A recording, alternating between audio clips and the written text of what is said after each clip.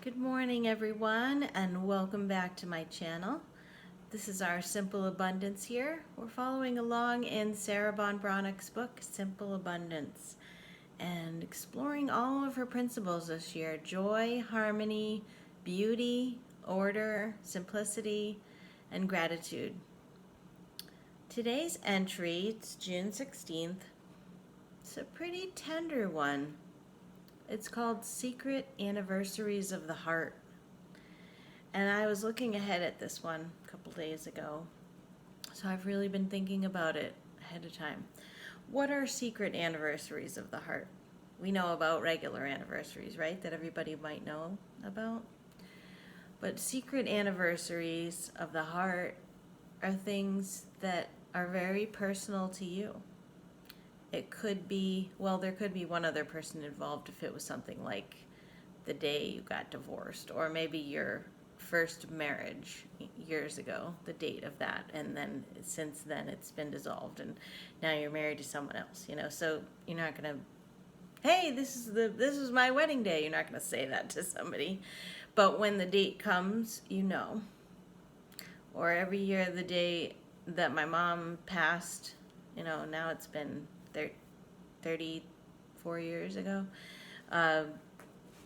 Every day that day comes up in August, there's something that always, even just seeing the date, something that always makes me think of that. I bet you that everybody out there watching can think of some secret anniversaries of the heart. And these are things that you really hold close, and you probably don't share them with people.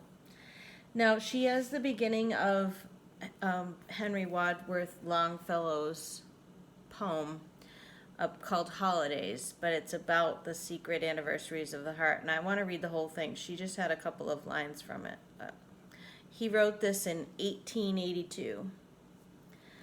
The holiest of all holidays are those kept by ourselves in silence and apart, the secret anniversaries of the heart, when the full river of feelings overflows, the happy days unclouded to their close. The sudden joys that out of darkness start, as flames of ashes, swift desires that dart, like swallows singing down each wind that blows, white as the gleam of a receding sail, white as a cloud that floats and fades in the air, white as the whitest lily on a stream. These tender memories are a fairy tale of some enchanted land we know now not where, but lovely as a landscape in a dream.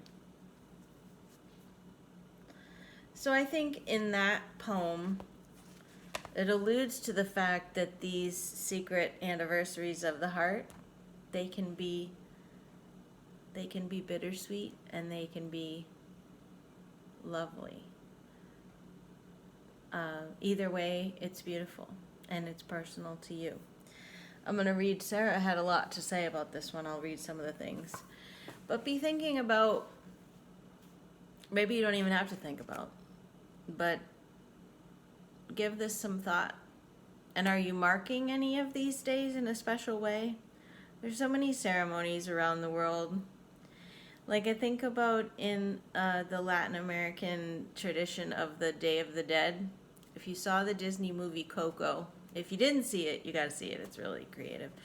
But that took place during the Day of the Dead, where they put out offerings, and they put the pictures up of the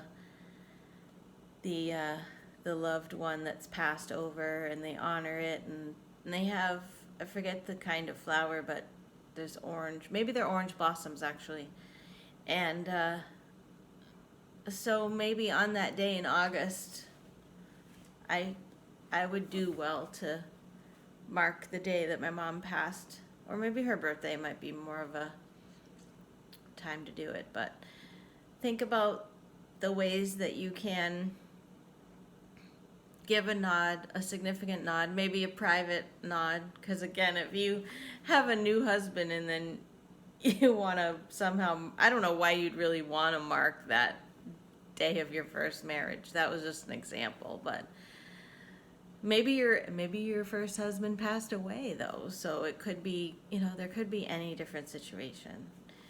I very much love someone that I'm not with right now, and I have 10 years of these little anniversaries because I'm very sentimental and I always write things down so I know when there are dates coming up or birthdays, that pass. So that's my life right now. So I have a lot of different secret anniversaries happening for me because of my situation, but also because of all the things that I've been through in my life.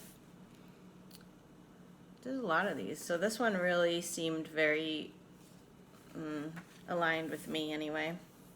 I bet you that most of you out there have at least one secret anniversary.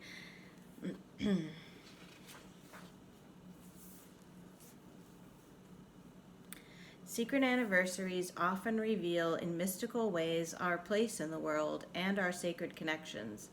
They can be joyful or sad or surprising, both at the same time, major turning points or minor epiphanies. You might remember the day you got your first position after years of study or received a special love letter. As you pull his beloved but ratty t-shirts from the drawer, are you reminded of sending your child off to their first overnight camp? He's 30 now and in town for a visit, but where did that sentimental potpourri of fresh air, pine needles, and calamine lotion, roasted marshmallows, ghost stories around a blazing fire come from? I bet if you're a mom, you have so many of these memories of your kids. Or you might recall a painful loss you can't share with others. The due date of a baby who was never born or only lived a few days. The way the garden withered on the vine when your husband of 30 years told you casually one night as you prepared his drink that there was someone else taking over your position.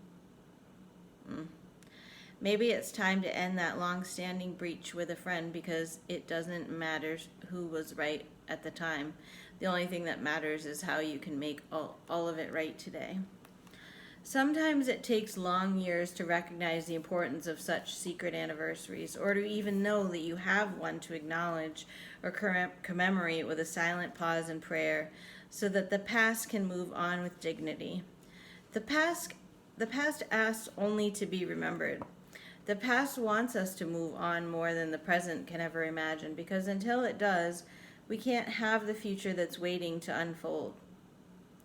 The sacred contract and prime directive of the past is to get you to your future. That's pretty profound. And it made me just think of it's the same sort of principle with, I have a frisky kitty, sorry. She's been going back and forth here. Remember when we talked about feng shui or bringing abundance in, and you clear stuff out and then you make room for the new things? So it is in this entry with her talking about clearing out the past. How do you guys feel, though, about letting go of these anniversaries? I think it's good to acknowledge them. What I was going to share in my journal that I did is not only did I go through and make my list of the various joys of each season that it's almost like a little bucket list for each season. I shared that with you guys back, I think, in beginning of May. But also in another part of my journal, I went through and for each season again, I wrote down memories of things. And in that case, they were mostly happy.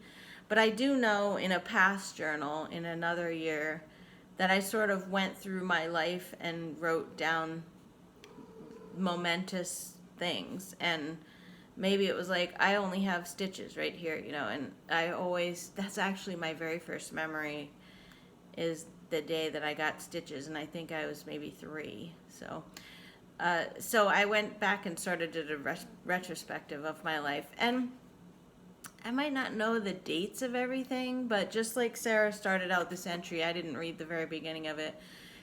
She talked about how June is kind of the time where you are thinking about a lot of memories because it's a happy time of year and you probably made a lot of summer memories. So I went through this list and I just started making, oh, she's going to jump up and I hope she doesn't mess up the camera. I just started really going through my life and remembering things. And like I said, maybe you don't remember the exact date. In some things you do, because you will remember when a family member dies, or the last time you saw somebody, or special memory, or something love related that you may have a longing for to recapture. So you may remember those dates. But then in other cases, you might only remember the season or the time of year. But I encourage you to go through only really if it's going to be a positive. I don't want you to be dredging up all the sad things from your past. But I agree with Sarah that it's good to acknowledge these things and let them have their time. And then if you're wanting to move on from them, like, you don't want to be a prisoner of the past. I absolutely believe that. But if there are things that you do want to honor that you feel are a part of your healing overall, then I hope you don't brush them under the rug. I hope you find a way to acknowledge them. Let's see what else she says. Our senses are the conduit of these soul memories. The song does remember when, and as do the lilacs that blossomed every spring on your mother's dressing table, among the crystal bottles of fragrances and the soft light behind billowing organza curtains, the old baseball glove, the sheer ecstasy of the outside shower at your best friend's beach house, Nana's potato salad and the sour cherry pie from the farmer's market, the dead cat's collar, his favorite blanket, how he took his last moments on earth with you, cuddling him as he licked the tears off your cheek. Oh my goodness, I can't even go there. Of course, I remember the dates of my cats passing away. These things matter. They are the soul's touchstones of truth. The soul's touchstones of truth. It's taken my entire life to understand that we can't receive the blessing of our bounty if we're not willing to acknowledge the benediction hidden behind every letting go, she says. Wow. She phrases some of these things just so perfectly. If I can cut you a little slack for the cosmic curriculum to speed your journey, then you can do the same for yourself, she says. Our senses are spiritual code breakers, ready to reveal what's been pushed down or hidden from view as we stumble through our days, exhausted by the frenetic pace and sheer expense of time, exertion, and emotion required just to make it through our daily round. Sometimes we dismiss the tugs of recollection as sentimental, impractical, or unimportant, unruly even. You might be blindsided by the green bud that astonishingly sprouts on a dead rosebud you've been watering just to see what might happen. I know one of you that's watching has been nursing a plant for years and years that has some sentimental value. That really just made me think about that. Honoring the personal passages that altered the trajectory of our lives, especially if we are the only ones who does remember, or we're the only one who does remember, is how we grow, change, and eventually heal. We find the strength to continue our journey to wholeness with morsels of our soul's manna, remembrance. Okay, let me read that again. We find the strength to continue our journey to wholeness with morsels of our soul's manna, remembrance.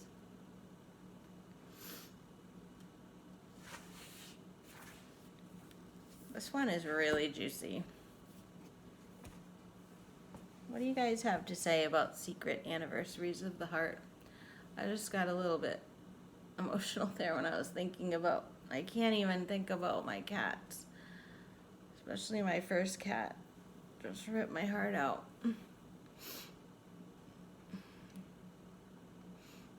You have secret anniversaries of the heart? I bet you do. And what's your thought about honoring them or moving on from them?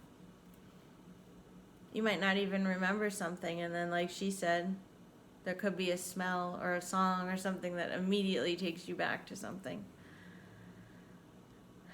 Like I said, I'm totally sentimental and I get touched easily, so there are definitely things like that, like songs or being in a place. I grew up on the beach, so sometimes I'm on the beach, and those are times where I sometimes feel like, since I'm sort of plugged in there, since that's kind of like a happy place for me. Well, it has a lot of emotions, but I sometimes get insight. If you do sit down to work in your journal about these things, maybe decide which ones you feel are things that you're either not ready to let go of or that you feel are a service to continue honoring, and determine which ones it may be time to let go of. Yeah. I could go on and on about this one. But I agree with her saying that you cannot be stuck in the past. And you don't want these things to be negatives and making you not appreciate the present because you're wishing things were in the past. Like I said, when I mentioned being a mom, I think that's got to probably be the hardest thing. Because how can you can't make your 30-year-old kid a child again. So that's got to be hard for sure. And letting go of that and accepting it for what it is now. You could say that really about any relationship. I have some difficult relationships in my life, and I definitely have happier memories of them from years ago. And maybe they'll get to that point again. I don't know. This could go in a million different directions. I should stop talking because who knows what I'll reveal here. I don't want to reveal any real confidences here, but I always tell you guys too much anyway. Annabelle's chiming in as well. Yeah, I remember the day I got you. September 21st. But I don't know Annabelle's birthday. Wish I knew that. Because I adopted her. She was 3 already. Hope you have a kitty there, maybe. Talking to you. I think she's hungry. Better get on to the morning routine. Getting her breakfast. Thanks for watching. I'd love to hear what you guys have to say about this one. Sure is an interesting topic, and I like that poem too. Thanks again for watching. I will see you next time. We have a lot more to go, actually. I thought we were just going to be talking about the home for the first beginning part of June, but it's actually all the way through the month. And I've actually looked through the old book too, and I'm going to bring in some of the entries from the old book because I don't know why she's pick and chose some of the ones that she took out, and I like some of the older books. So stay tuned. There's a lot more to go on our Simple Abundance journey this year. I'm glad you're along with me, and love to you all. Bye-bye.